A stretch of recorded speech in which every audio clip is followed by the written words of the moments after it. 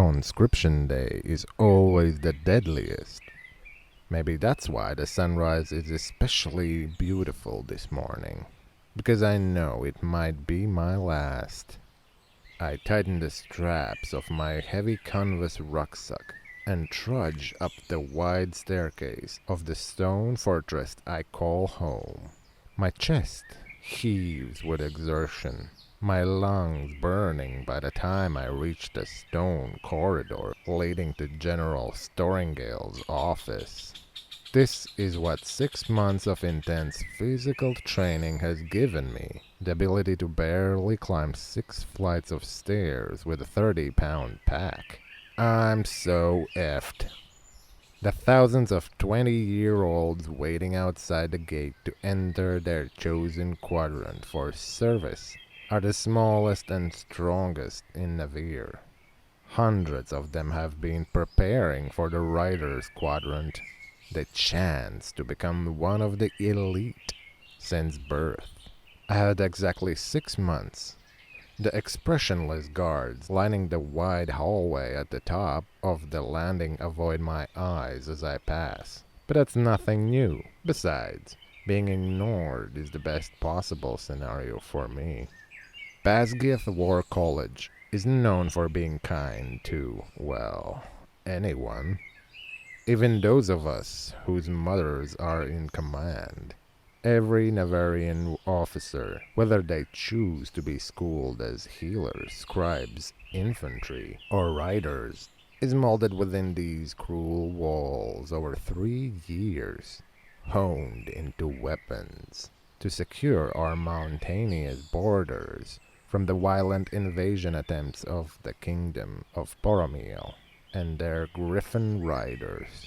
The weak don't survive here, especially not in the Riders Quadrant. The dragons make sure of that.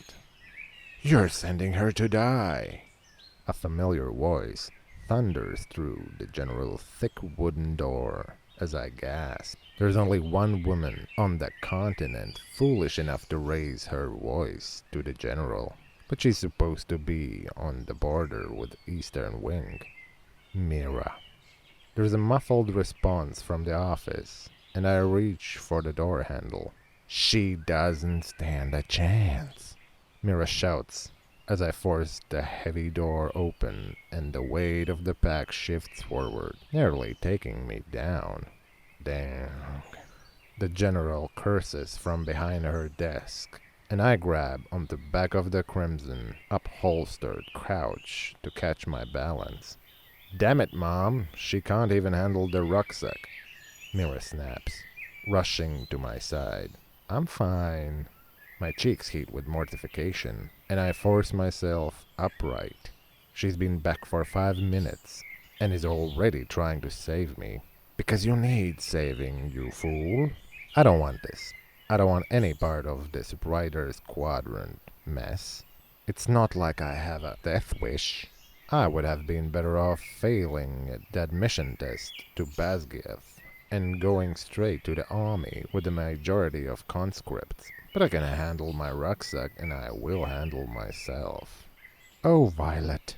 Worried brown eyes look down at me as strong hands brace my shoulders. "Hi, Mira." A smile tugs at the corners of my mouth. She might be here to say her goodbyes, but I'm just glad to see my sister for the first time in years. Her eyes soften, and her fingers flex on my shoulders like she might pull me into a hug, but she steps back and turns to stand at my side, facing our mother. "You can't do this."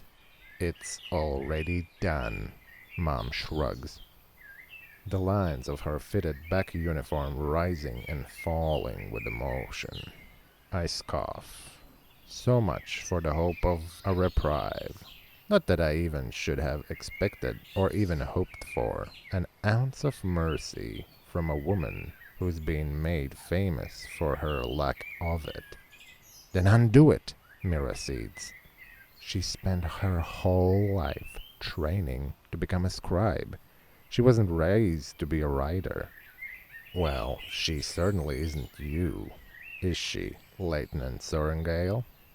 Mom braces her hands on the immaculate surface of her desk and leans in slightly as she stands, looking us over with narrowed, uprising eyes that mirror the dragons carved into the furniture's massive legs.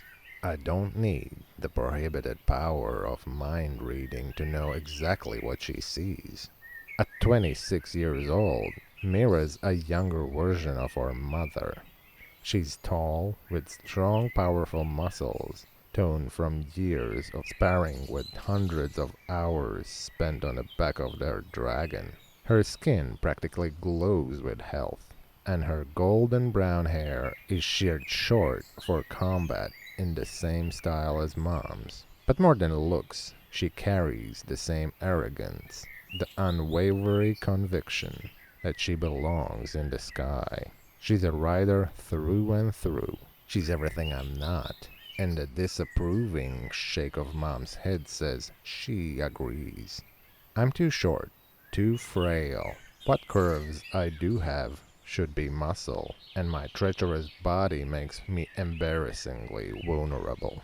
Mom walks towards us, her polished black boots gleaming in the mage lights that flicker from the sconces.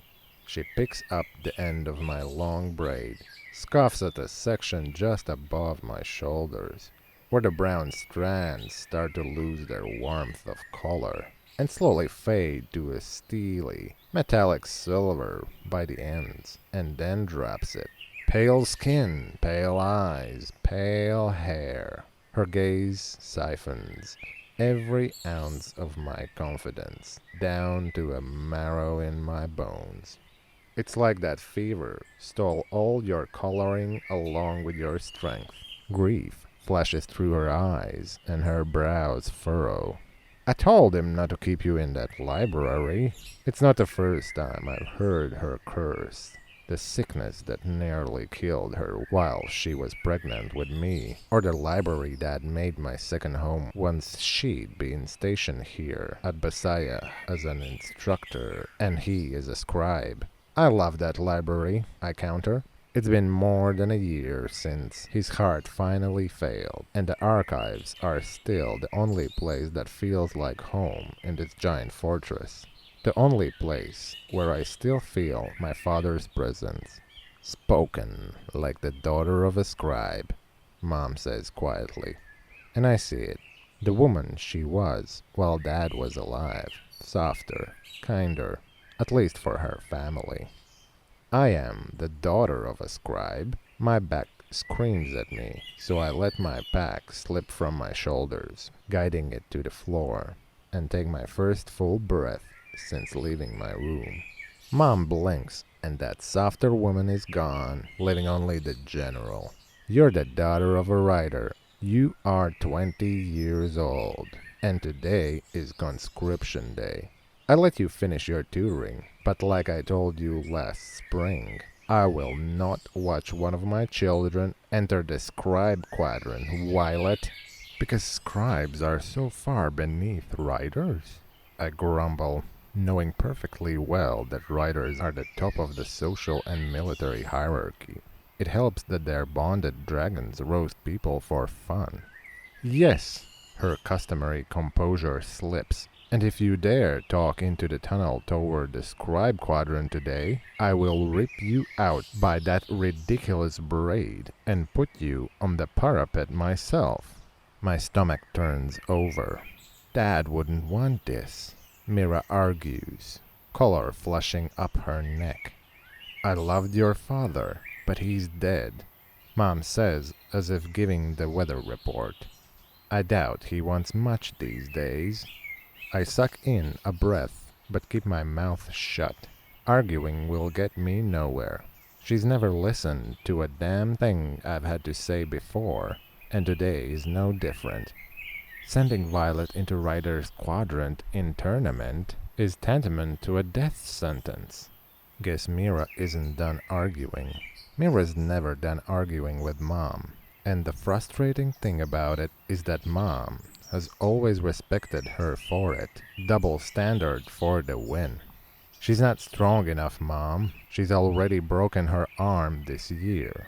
She sprains some joint every other week, and she's not tall enough to mount any dragon big enough to keep her alive in a battle. Seriously, Mira? What the hell? My fingernails bite into my palms as I curl my hands into fists. Knowing my chances of survival are minimal is one thing. Having my sister throw my inadequacies in my face is another. Are you calling me weak? No. Mira squeezes my hand. Just fragile. That's not any better.